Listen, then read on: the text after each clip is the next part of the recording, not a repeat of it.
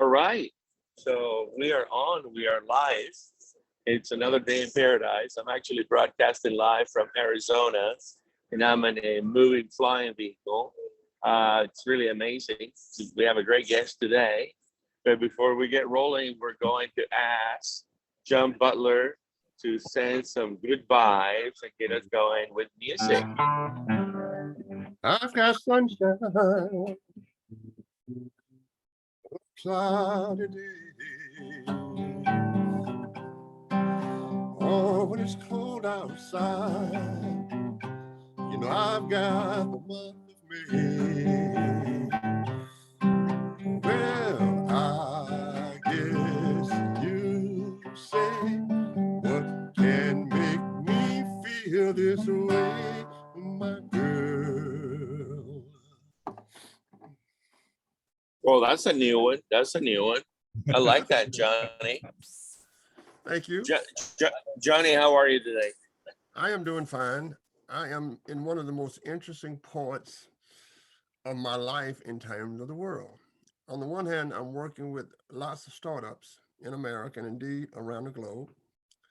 On the other hand, there's a threat of a nuclear bombing in Europe. And I see lots of mass migration from a country as if it's a movie and everybody else is doing their thing. We've got the midterms coming up now with the political sense of America, and you've got the inflation standing you right in the face. You have the abortion standing you right in the face, and all of the politicians are the same. And finally, it's a great day in Austin, Texas. The weather is getting very, very nice. But it is very interesting to see what's going on in the world at the same time, because of course, we didn't have the internet growing up. And all of a sudden, all of these things converges into, it's like a perfect storm of chaos. So I'm in my perfect storm of chaos, trying to take it apart and make sense out of it. I hear you. I hear you. Llewellyn King, how are you, sir? I'm well, thank you. And the world is somewhat chaotic, but then wasn't it? It's just that it's now more interrelated. A war in Europe is bringing down the economies of the world. It is a very dangerous and difficult time. We are likely to see an escalation unless the Russian dictator Putin is removed, and we have no mechanism for removing it. He is losing on the ground in Ukraine, but he has nuclear weapons, and I think he'll be very inclined to use a tactical nuclear weapon. This is an open issue. If he does, world history changes again. No nuclear weapon has been used since the bombing of Japan at the end of the Second World War. We did not believe we would see another land war in Europe. Europe did not believe it would see another land war. Europe had grown sort of fat and self-confident, and I've just come back from the United Kingdom, where I was looking at the 3 political party conventions. They have them every year, and it was rather disturbing because the country is going into a terribly difficult winter. A lot of businesses will fail because of the high cost of energy. A lot of people will be in great distress. The government, which has started under a new Prime Minister, Liz Truss, in a very wobbly and unconvincing way, an unimaginably bad start, the magazine New Statesman said, and nobody has any. The British government is going to subsidize individuals and maybe some companies. But to show you how bad it is, I was reading about a convenience store in the countryside which had an electric bill of £7,000 a month, and that they could handle. It's going to be over £50,000 a month, and they cannot handle it unless the government steps in. And the government basically has no money. It's deficit financing. It's a conservative government piling up the national debt. So the Conservative Party Congress was very, very dismal. The Labour one was, oh, well, we'll be the next government by default, not because they had any great convincing ideas, but because the Conservative government is so terribly unpopular. Then I took a look at the Scottish Independence Party, their convention, which they call a Congress, they all call them. And they have one every year, the British political parties, not once every 4 years like ourselves. And there they're talking about independence for Scotland, which seems to be a very strange thing to be talking about at a time of impending peril. I think that it's worth a word or two about Scottish independence. The fact is, Scotland is a separate country. It has its own legal system. It has some degree of control over its taxation, its own education system, but it remains in the union with England. If they were to break away, suddenly you would have England with 60+ million people and a huge economy and the primary market, and little Scotland with 5 million people. That would be a pretty asymmetrical situation. They want to leave NATO, they want to go back into Europe, none of which can be done in a hurry. I don't think if there were another referendum that the nationalists in Scotland would win it, but nobody can say. Nobody thought that the Brits would get out of Europe, that Brexit would take place, and they're paying the price. The backstory to everything you say about the British Isles is Brexit, the economic deterioration in opportunity that came from that piece of chasing a false god, sovereignty. You can't eat sovereignty. It's an old-fashioned concept. It's probably what is driving the Russians, and it's very dangerous because it's very emotive, and people get very excited about it. All of these things are going to have an effect on us in the US, especially if the Russians do something really dangerous, like use a tactical nuclear weapon, a small battlefield weapon. But even so, the emotional effect of that will be tremendous. And we can continue to see tremendous economic upheaval. I think that domestically, we're also seeing a huge amount of technology evolution that will help with many things and hinder some. We're going to have a lot more electrification, but it's not clear we're going to have a lot more electricity. So that's a very interesting equation. You can't keep on piling on the uses of electricity if you're not making any more. And you can put the best computer systems on earth to managing what you have, but when you don't have enough, there's going to be a crisis, and electrification of transportation is just the beginning. We're going to electrify steel production, electrify cement production, electrify the heating and cooling of buildings, on and on and on, the demands on electricity. So it is a seminal time, if you expect seminal to mean what I think it means, which is a point in time, a tipping point, after which nothing will be the same as it was before. There we go. A very unsettled future. Absolutely, absolutely. Well, you know, it's interesting times, and obviously there are multiple perspectives to all this. I'm curious to hear from our guest in a minute. Let's say hello first, and I'll introduce him. Don Ward, how are you, sir? Doing great. Thanks for having me today. Well, we're delighted that you're here because you are a true pioneer in many ways, and we want to learn more about what you're doing. And I'm very curious about how do we really spend time with you. So I want to talk to you about let the audience know about you first. But Don Ward is a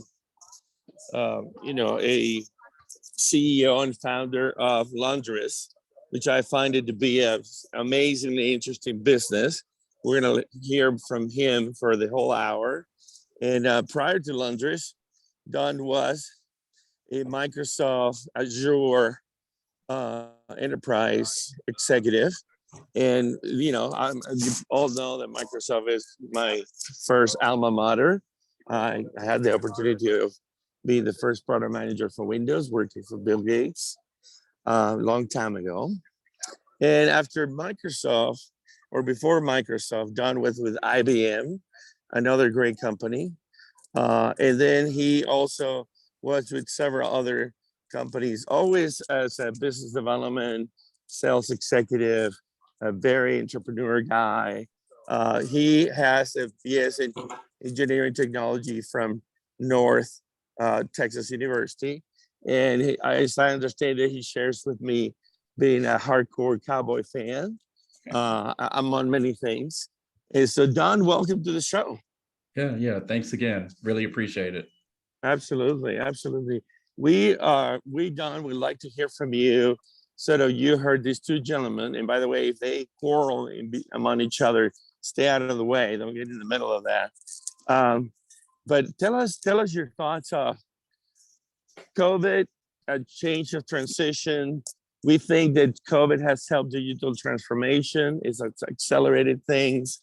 We also think that the economy, regardless of what's going on in all the global and local turbulences and expectations, that this is a great time to be innovating and building startups and trying to change the world. So give us your perspective. Yeah, I mean, I'm not going to get into like any kind of political crosshairs when it comes to this. But, in terms of me and my background and where I'm at today, starting a particular business, it's almost like I've basically had blinders on over the last 5 years. I started Laundris in 2017. One of the last things that I ever expected is that a pandemic would happen during the first few years of launching a business. So obviously that was a very scary time for me. But I think, like as far as the life cycle of any entrepreneur, I mean, you start out, I remember when I first started, I was like, yeah, I'm on a path to change the world.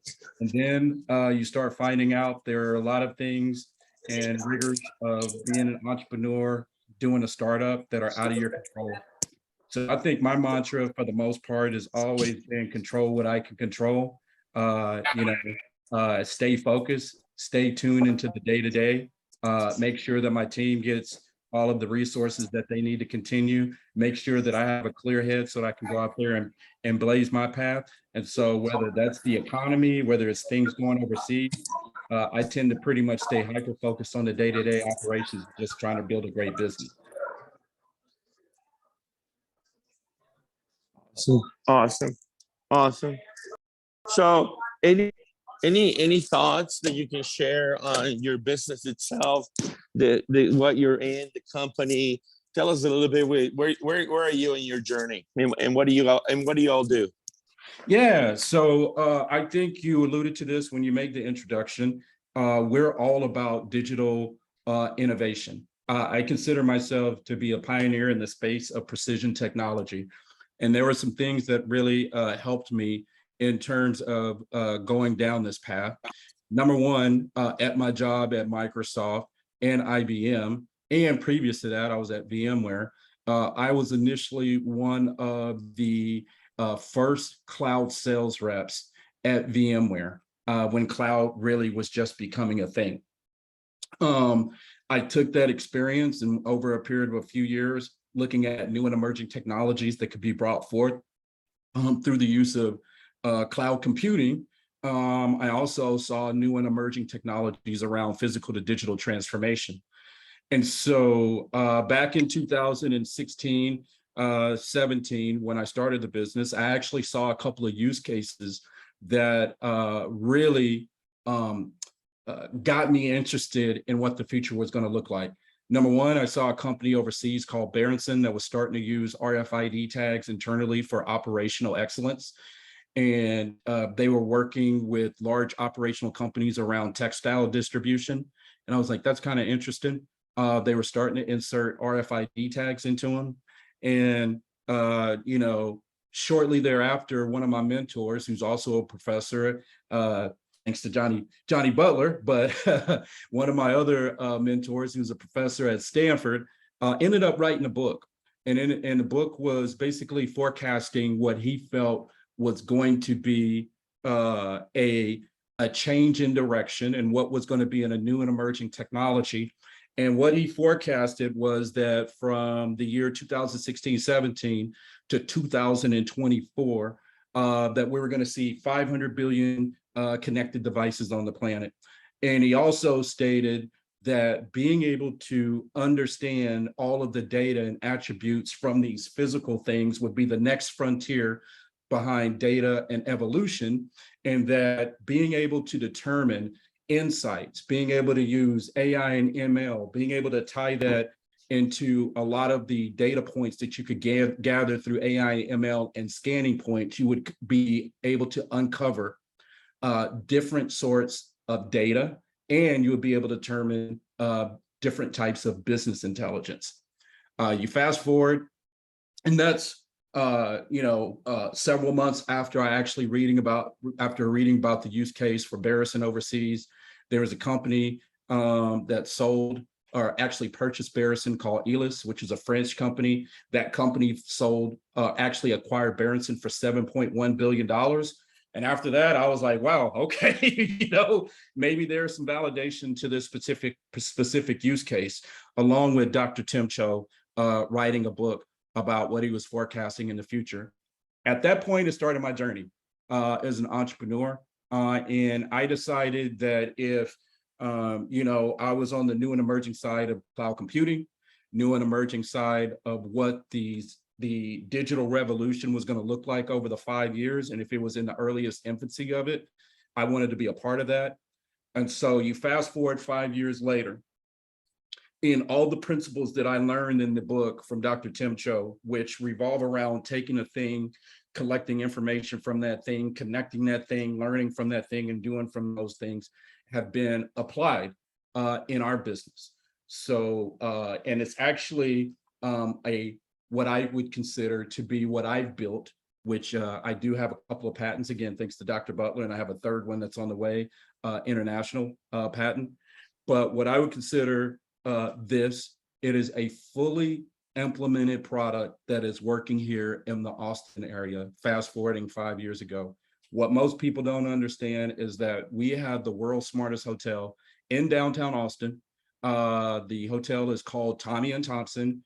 And if you're familiar with the concepts of an Amazon Go store, being able to walk into a store, grab something, and walk out, and being able to collect all of that data and autonomously just issue you a receipt for what you've purchased. Now, the technology that I learned about back in 2017 works in the same form, works in the same fashion with our hotel customers. Did you know the second largest expense for a hotel is actually linen after labor? And a lot of people don't realize that a 400-room hotel could spend $400,000 per year. And I said this when I spoke to you gentlemen before. There's a ton of people that accidentally walk out of a hotel with inventory. If you contrast that to what happens at an Amazon Go store, which uses a very similar technology, once you walk out, we automatically track that. We tie into supply chain, automatically reorder, automatically replenish. That's what we have the patent for. And we are in the business of precision technology and pioneering the use of physical to digital information that can help make real-time business intelligence decisions from CEOs down to day-to-day operators of a property to a general manager. So I'm pretty excited about that. I think I've tried to summarize as much as possible within a short period of time, but it's definitely been a 5-year journey. And the last thing I'll say, I've been so focused and so heads down on building this business that I haven't had time to, the only thing I really worry about is it's the Dallas Cowboys are winning on Sundays. And I was at the game this past Sunday. So I was pretty excited about that in Los Angeles. So I was really, really excited about that. And I'm a season ticket holder. But outside of the Cowboys and building this business on a day-to-day basis, yeah, that's where the majority of my focus is. So I kind of keep blinders on to the rest of the world outside of this. Gotcha. All right, so Don, you were at the Go ahead, Yeah, you Johnny. read The Internet of Things. I think that's the book you're thinking about. Yep. Where there would be billions attached to. Yeah, you Yeah, got it. and for anybody on the call, this is the specific book. Dr. Tim Cho signed this for me. And so I base my business off of this.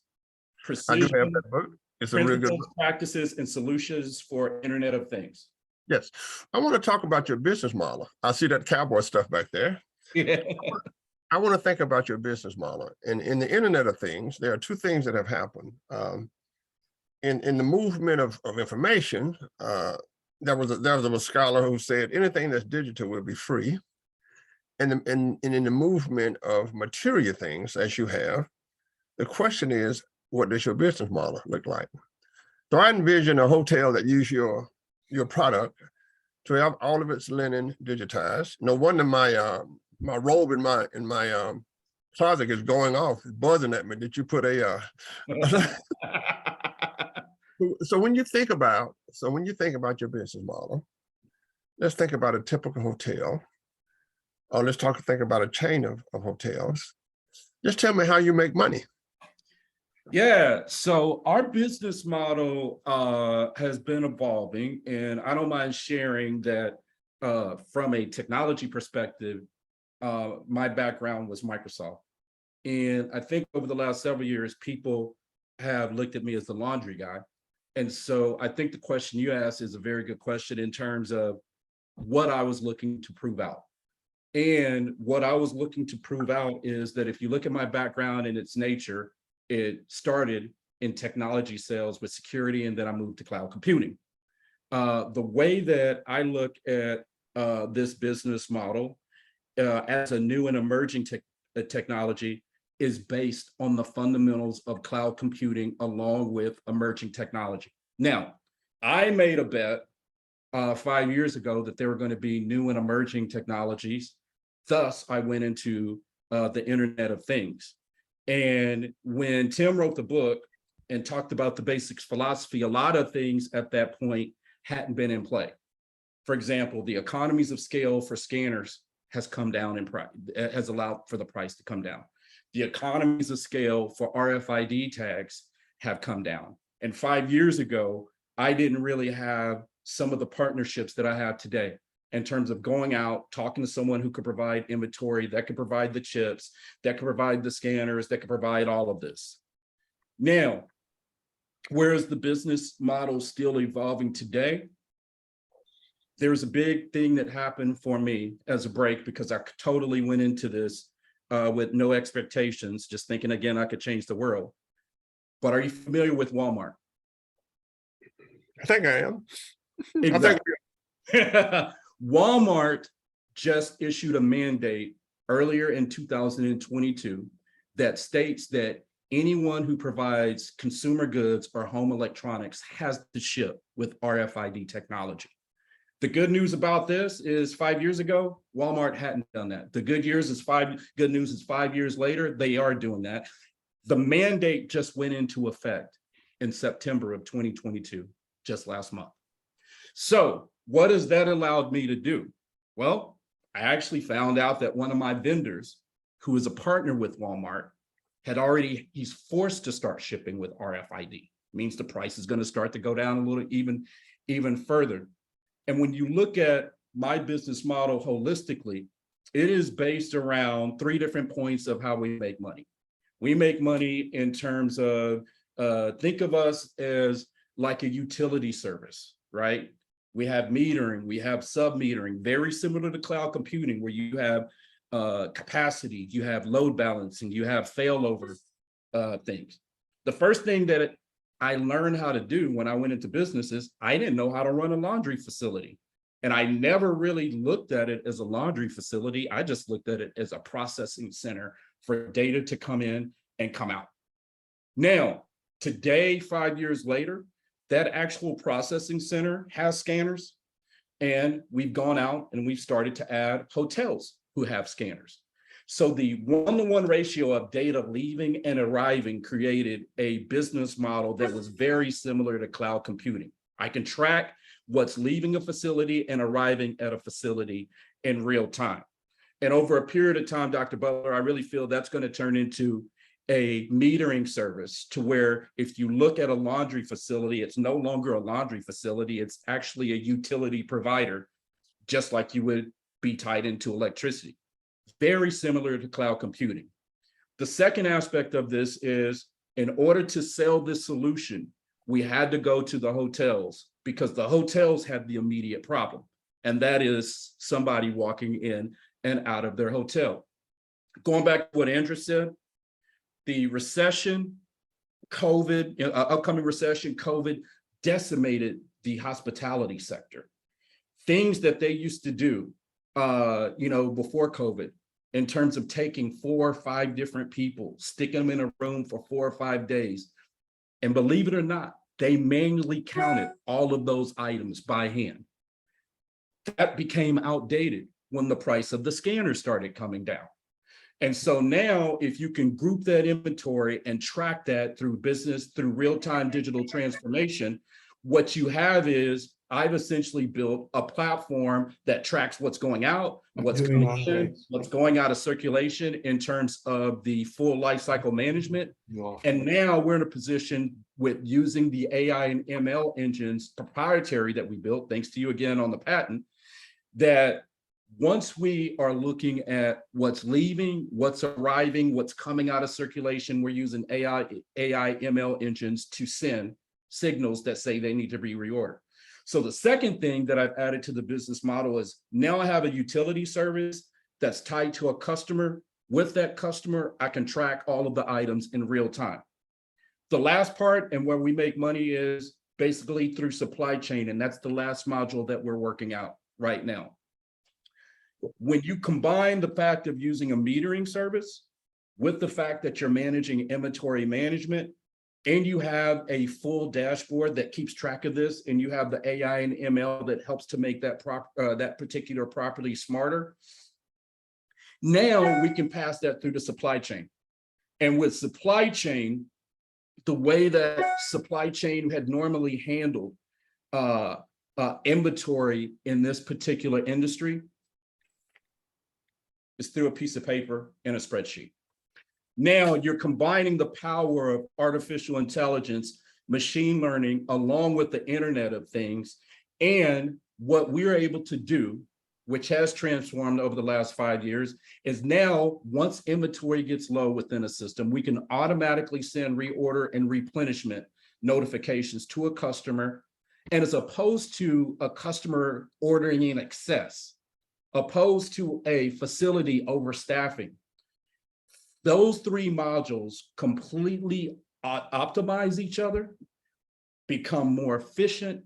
And so the business model is not one that's just discussing or talking about the savings from the hotels, but the business model helps to streamline the supply chain, helps the hotel to run more efficient, helps the facility to actually optimize and run less days. And so when you're talking about what CMG does in terms of providing smarter city, sustainability, there is an impact in this module at multiple layers, and that's pretty much what runs our business. Okay, Don, so for the end user like me, so I happen to own the Wyndham Hotel nationwide. So I don't have to worry about it anymore. I don't have to worry about the supply chain because I can just go to a dashboard and see what's happening. So I can see what's correct in Europe. I can see what's happening in America. I can see what's happening in Asia. And so therefore, what you're telling me then is when you combine the AI with the supply chain, and when a company, when a hotel thinks that the, when the towel or the linen is getting shorter, then the supply chain automatically orders it for me. So as we like to say, you just set it and forget it. That is correct. What we have found through early studies is when you look at using our platform, which does have the proprietary AI and ML, and you look at using this as a more or less like an inventory control mechanism for a hotel. You use it also as a linen replacement module. The savings add up. For a 400-room hotel, we can approximately save them $100,000 per year. Now, to your point, if you're looking at 10 hotels, that's $1 million per year. If you're looking at Hyatt hotels who may have, 700 to 800 properties, the actual savings add up real quick. And one of the things that I did was built the scalability and the aggregation into the dashboard so that you can see real-time business, or have that real-time business intelligence, make real-time business decisions regarding financials with one single pane of glass, from the CEO all the way down to a general manager of a specific hotel. Yeah, so my distinguished colleague, Llewellyn King, would ask the following question. What about all of the hundreds of kids and people who used to just count those towels by hand? Well, what I tell a hotel is, with this technology, are you in the business of laundry or are you in the business of hospitality, right? And so I think a main selling point is, if you're taking those people who used to count laundry, we live in Austin, right? There's a lot of nice hotels in Austin. As a general manager, one of the things that you really have to struggle with is, do you want to provide your customer with an enhanced guest experience? Or do you want to have people downstairs counting laundry for your customer?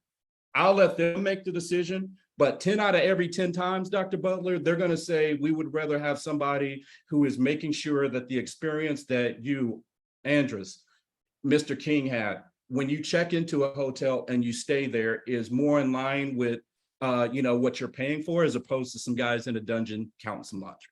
Fascinating. Well, I'd like to say that my friend John Sibley Butler is a superb mind reader, but he just misread mine. And that is that I do not want people counting laundry in hotels. I think it's a terrible job. I feel terribly sorry for people who work at the low end of the wage scale in hotels. It's a grim business. I would hate to have to clean up after myself. And my poor wife suffers terribly that way. But let me, as far as I can see, what you're doing is you're providing an inventory service, so that hotels have a much better sense of their operation when it comes to linens, which are a very large part of that operation. I know a little bit about hotels from my time running conferences, etc. And the two big problems for hotels are theft, which of course you will tackle, but also labor itself. So I think John is wrong there, because labor is a very large problem. If the maids don't show up, you cannot offer a good hospitality. And there's a great reordering of hotel priorities in the hotel business, triggered by COVID. They found that during COVID, they didn't need to do some things they used to do, etc. I still don't have a total fix on how stuff gets into your system. Everything is tagged, fair enough. But if, for example, I'm in a hotel room now and there's a bed over there, if there's a torn sheet, how will your system identify it? Yeah, that's actually a great question. And so what we build into our system, again, is resiliency. So think of what I was saying earlier about data out of a hotel to a facility and a facility back to a hotel. We've actually categorized the inventory accordingly based on the input from our customers. And so we know if something needs to be rewashed, if it needs to come out of circulation, if it, so there's multiple data points that we're collecting that. And that was going to be my follow-up. When towels get thin, they're not torn, but there's a point where hotels, send them on. They send them to homeless shelters. They get rid of them in all kinds of innovative ways. But they don't want to, they've finished their hotel life, but not their useful life. Do you build all that into your system? For example, a towel, does it take 100 washings? Does it take 1,000 washings? Does it take 20 washings? How do you know the life of a towel? And it would depend greatly on the towel in question, how it was made, how durable it will be, and what its real economic value to the hotel is. Does your system look at that? Yeah, let me tell you a story also about this, which would answer that question. we were actually working with a hotel who was in the middle of a lawsuit with their textile provider. The textile provider basically said, we're going to guarantee you that these items are going to last for up to 200 washes. Well, they only lasted about 50. And when you're starting to look at the second largest expense for a hotel being textiles, the way that they had to address this problem is, first of all, the whole housekeeping team was like, we're going through and we're reordering more inventory. Since they had nothing on the specific inventory to track that in real time, they basically took their team, stuck them into a washing machine when they felt like it was a bigger problem at scale, and started counting the washes again on this piece of paper. With our technology, once you add that RFID tag and you add the scanning, it's pretty much automatic. We do know that regardless of if you're using vendor 1, vendor 2, vendor 3, the data is the data, and you can't really lie about the data. What will happen is, if you establish a baseline that basically says that your textile should last 150 washes, we put the controls and the mechanisms in place that count that. And they start depreciating the asset, along with the algorithms that take in consideration pilferage, theft, or tears or things of that nature. So over a period of time, the system just gets smarter through the learning and can actually tell you what you need to do over the next 6 months to compensate for that. How do you tag the individual items, and how conspicuous is the tag? Yeah, that's a great question, Mr. King. So here in Austin, which was I hate to tell you guys, but there is a world outside of Austin. Oh, It has people in it. It has businesses in it. Babies are made in it. It all goes on. Yeah. So where I started and where I got my roots from here in Austin, 5 years ago, there was something that wasn't being done today. And that was Don Ward and his small team of resilient entrepreneurs had to start tagging every single item with RFID tags. Now, the bet on the future was that we would be able to partner with vendors, several years later. Fortunately, that is starting to happen right now. Do you know where the majority of textiles are created and manufactured? I would imagine in China, but I don't know that. India, Pakistan. A lot of cotton. I've seen some of the factories in Sri Lanka, for example, huge textile factories. I've toured in Sri Lanka. That's outside of Austin. Don't look for it in Austin. It's not there. And the beauty of that is the RFID providers are overseas and the textile companies are overseas, and the platform allows for us through digital transformation to send signals to the makers of RFID tags to ship to the mills over in Pakistan where the textiles are created, and so it all comes together. Tell me what the RFID consists of. I'm a layman. I'm not a computer. Yeah, it consists of a semiconductor chip that goes into a small linen piece of that can go into a towel or go into a. And it would be inconspicuous, so that somebody who wanted to steal the towel wouldn't cut it off and flush it down the toilet. Most people wouldn't even know that an RFID tag there unless they were walking out of a hotel. I've lost your sound. I don't know why. yes. Yeah, Don, are you through, Dr. Mr. Sir? Yes, I am. I'm going to go and get a towel from the bathroom now for further explanation. Okay.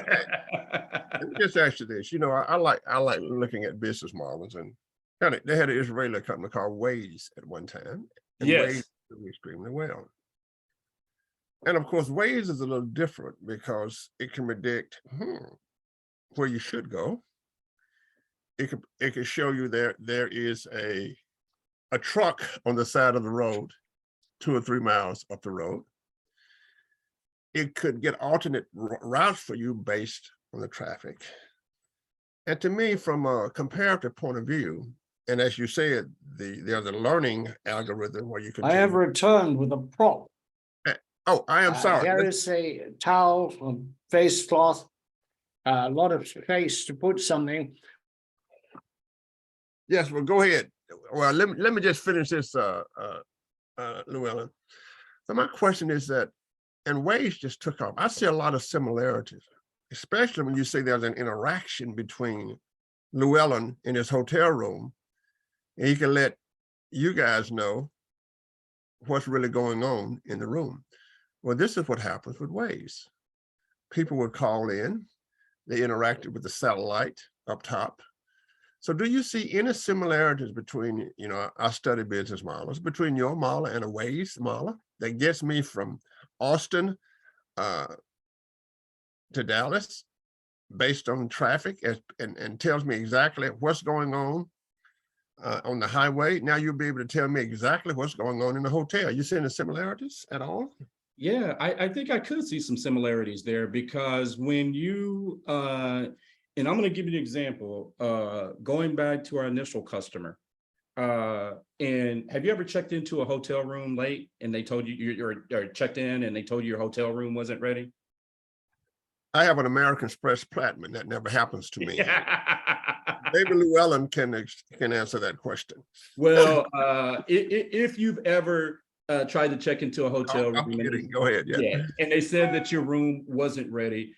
What happens a lot of times is they're changing over the shifts. They're bringing in housekeepers. They're working on shift work. And sometimes they really don't know where the inventory is. You may have, 100 towels on the 15th floor, and you may have 10 on the 3rd floor. And so where I'm using that as a single example of one hotel, you can use that in contrast to multiple hotels when it comes to load balancing, meaning, to your point of the Waze, if you have 100 hotels that are on this platform and you know that one hotel has an excess in inventory and the other hotel has a lack of inventory, you could actually take the excess inventory and ship it over to the other hotel without necessarily going out there and reloading and reordering. So you can actually make that whole process efficient. And I think that's what you're getting to when I think of the Waze scenario. It is like the path, the route. Do I want to go this route where there's a bunch of traffic and I'm going to have a bottleneck, or do I want to go this route where there's least amount of traffic and I can take another alternative path and I can be more efficient? I do think that we have some similarities in terms of what we're providing. Yeah, let me jump in. Hold on, Johnny. Let me jump on something real quick. So, Don, what about you have the ability to track the towel, the life cycle of the towel. Are you helping the hotel to understand how many times have that towel been washed? Perhaps how long did the wash cycle took? How much water was potentially used? How much energy? Is any of that happening? Yeah, so on the inventory side, where you're a specific hotel, all they want is their sheets. And so what we are tracking there is the actual life cycle of the product. And I also want to state something, that once you put scanners in and you use RFID technology, it doesn't have to be linens. It could be any type of inventory, whether that is mattresses, lamps, and things of that nature. So on the hotel specific side, we started out with linens, and we can actually track how many times something is started. So if it's 100 times, 100 wash cycles, we could track from 100 all the way down to 20, and then we can start telling you when it's time to reorder. On the facility side, which I stated earlier, you are at 100% absolutely correct in terms of the sustainability aspect. Because if I have 20 hotels that are my customer as a facility, and I understand that one hotel is at 90% occupancy, one hotel is at 60% occupancy, and I can start contrasting that information with what's actually coming to the facility, now I could actually do smart staffing. I can say that as opposed to running 2 shifts a day for 7 days a week, I can run 5 shifts per day. at 2 days per week, or at 2 days per week, which means now I'm reducing the water, I'm reducing the electricity, and I'm reducing the gas. And so when you look at this, you want to look at it holistically as a platform that is the facility, the customer, and then the actual supply chain and how they all tie together. And that's what creates the symbiotic relationship to where all of those are winning and they all become more efficient through the AI and ML.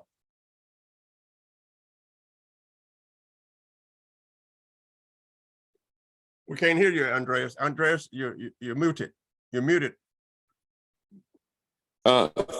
Llewellyn, you're muted. You're muted. Now you're muted. No, Llewellyn, Andreas, you were muted. Yeah. You were muted, Andreas. Yeah. Go ahead, Llewellyn. Can you hear him, Don? I can't hear him. I can't hear him. I can't hear it. I can't hear him. You're muted. You're muted. I don't know why, Llewellyn. Llewellyn, you're muted. So Don, real quick. There he is. Yeah, his microphone is active. Yeah, I don't know what's going on, Llewellyn. Maybe sign off and come back again. Sign off and come back again. Don, real quick. So I see tremendous opportunity for managing the life cycle of all kinds of assets in the hotel, right? So tell me, what are the 3 or 4 things that are keeping you from Hilton and Hyatt and all these guys signing up with you? What are the hurdles? What are the hurdles, if any? I think the hurdles for me, and specifically to get this out at scale, Andreas, is just the fact that it's a new and emerging technology and we're dealing with a legacy industry, right? So I think the number one resistance that I get is it's always been this way. It's always been this way. And so depending on and I experienced this in cloud computing. It was like, okay, when I was at Microsoft and IBM, do you realize that if you use Amazon Web Service or Microsoft Azure or Google Cloud, you don't have to go buy all of these servers. You don't have to go build a data center. You don't have to get all of these guys that put all the networking together. And so being able to scale faster allows you, there is a cost and an element that goes with that. But when you're talking about what Mr. King said earlier in terms of utilizing low wages, I think the concept of I've always had these people that I paid $15 to $20 an hour, just count the stuff and they just got it done. Is that really an efficient process, right? And so being able to really get in and educate the customers that, there's different aspects that could really help them, from the sustainability, from the automation, from the speed and efficiency. Those are the things that I have to constantly battle on a day-to-day basis. And I have to ultimately show that, the return is there. I think if you really look at it from the perspective of just business in general, there's an assumption there, but when you've never seen the data that has been collected at mass, going to Dr. Butler's point, that could be aggregated across a pane of glass for multiple hotels, then that's where you kind of get the pushback. So that's what we're working on. Hello, can you hear me? Yes, Okay, I can hear you now. Well, that's great. I'm sorry about the interruption. I suspect Dr. John Sibley Butler has a way of cutting off my microphone. I would never tell. I would never do that. I love you. I love you too, John, but I wouldn't put it past you. How many hotels have signed up? Are you at the beginning of a great journey? Are you halfway through it? Are the chains receptive? Can you give us a name? Is Westin signed up or Holiday Inn? I assume that your target are the chains because of the economies of scale. Man, we're about to go gangbusters, and I love it. We are actively in bake-offs with MGM Grands. We just signed up multiple Hyatt properties. We're talking to Marriott properties. Right. I mean, we're in a position where we're scaling right now. How do you get paid? Does the hotel pay you? on a savings basis or on a per transaction basis or? Yeah, so we actually get paid in multiple ways. One of them is through partnerships. On the supply chain, we get a specific amount back from each item that we sell. So we're almost like a commission salesperson. We charge the hotel a monthly SaaS-based fee to actually track their inventory in real time and actually take that off their plate.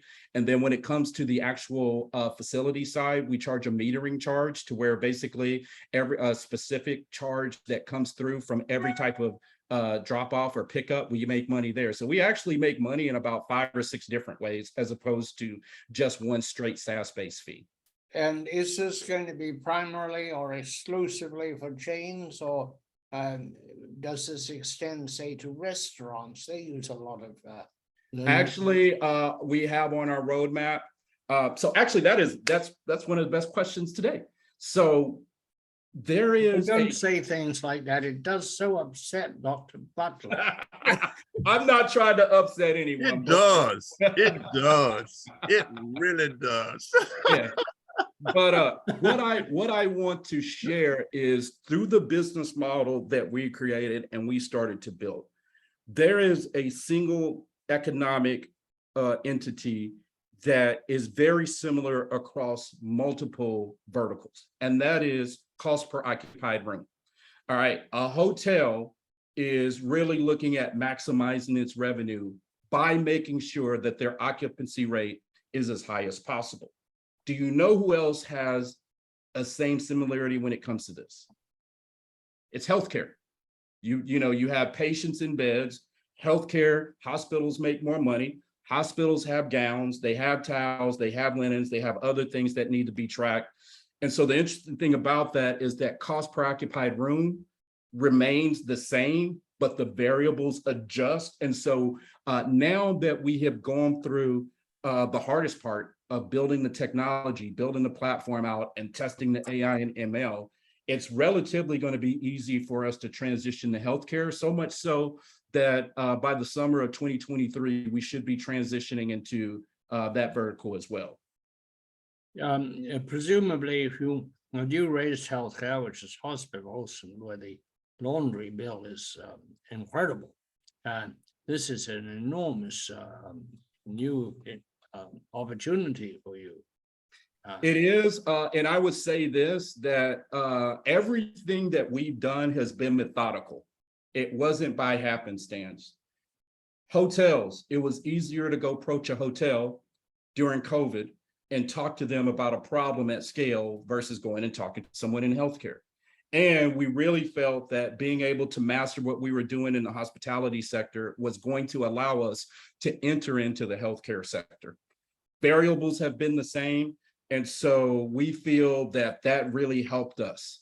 We don't think that as a startup, we would have been able to walk into an HCA system and said, hey, give us some of your problems that we can solve at scale through linens. And so it's been methodical. It hasn't been easy. It's definitely been over 5 years. And you asked earlier where we are in the stage. We are getting close to the point of completing or actually completing our seed raise. We have multiple institutional investors that are looking at us right now. We actually won the American Business Awards earlier this year in New York City by HCL Technologies, was recognized as one of the top 25 startups by the Austin Business Journal to watch in 2022. And so everything is coming together at this right time. So it's like a little bit of sweet and sour, you have all the hard work, but we're ready to scale. We're ready to have some fun. And like Dr. Butler does say all the time, even although you're wearing the bow tie, he's like, man, I love to have fun and I love to make money. And so it hasn't been an easy road over the last few years, but we feel like we're about to take off and get to the next stratosphere. Well, let me just say, as they say, let's have a little transparency here. This young man came to see me some years ago. He's my fraternity brother, and I slapped him.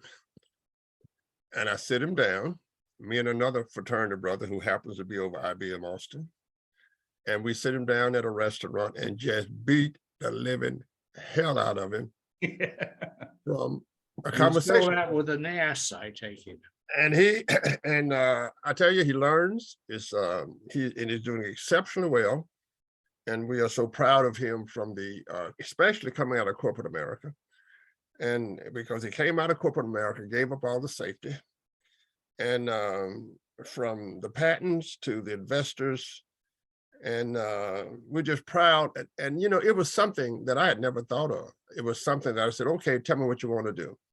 And then when the Internet of Things, and just treat it like any other, like you said, Llewellyn, it's a way to manage things, whether it's, you know, the pillars, you know, or whether is the bottles in a water bottle. So I'm proud of him. Congratulations on all your accomplishments. And thank you for staying close to CMG.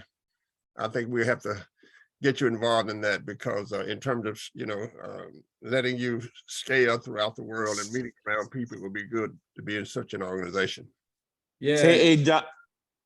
Hey, Don, as we're closing up here, we got a few minutes left, and you know, whatever long we need to take, but give us the next what are the next milestones? What's going to happen in the next 6 months in Don Ward's mission of conquering the world?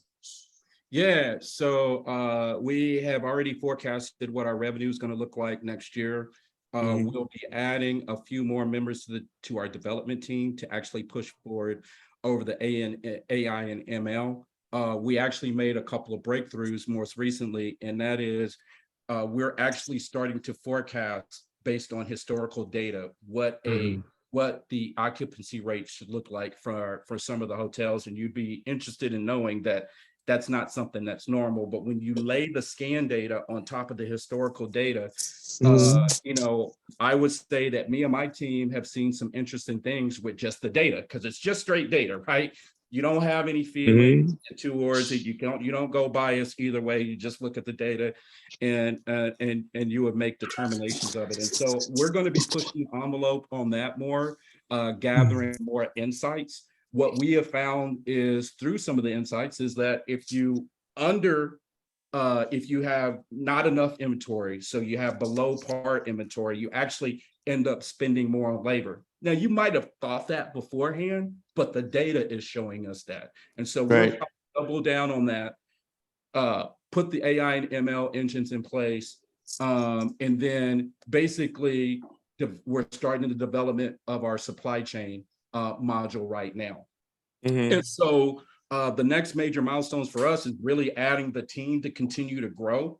We just completed a partnership with Oracle.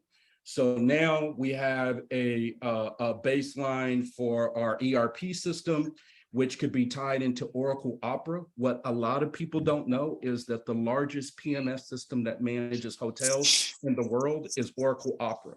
We're going to be the first company to actually merge the back-end ERP along with using Oracle PMS to tie into our native app from an API integration perspective. Customers on Oracle Opera, over 20,000. Laundris is going to be featured as a solution that helps to monitor inventory in real time with next generation industrial automation software, and that is happening in real time. So that'll be a major milestone. I love it. I love it. The last thing that I would like to say, because I do have to hop off in here in 1 minute, is for Andres, Dr. Butler, and Llewellyn. I really appreciate the platform today.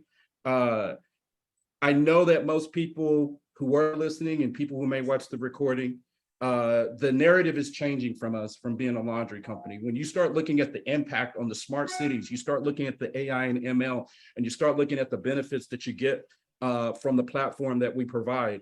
Again, it's efficiency, it's being able to optimize, but a major piece for my generation is being able to have positive changes when it comes to sustainability, right? We're starting to hear more and more about these conversations, but I think one thing that's really near and dear to me is, if we use less water, we use less electricity, we use less gas, that makes our place makes our planet a better place for future generations to come. And that's actually one of the things we didn't really talk about much, but I think that my platform allows that to happen. If you're using less towels, if you're using less gas, you're using less water, then ultimately I think that's what we should be in a position to be in for future generations. And so I'm pretty excited about that.